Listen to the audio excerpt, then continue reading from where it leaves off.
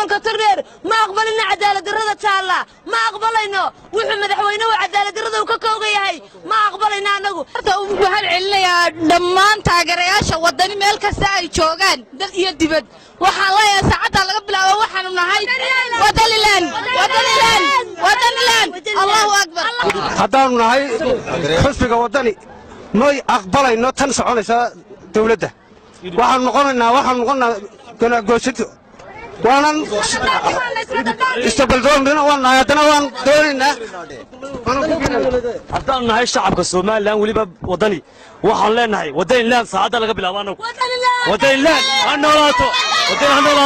mana yeelan mana soconayso burco wallahi ma soconayso bilaad saacad muslihan jawaan waan iska fadhino